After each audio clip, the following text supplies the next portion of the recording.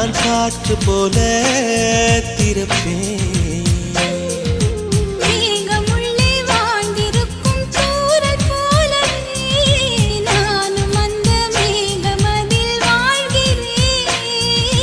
காற்றழுத்தம் போல வந்து நானும் உன்னை தான் முத்தமிட்டு முத்தமிட்டு போகிறேன்.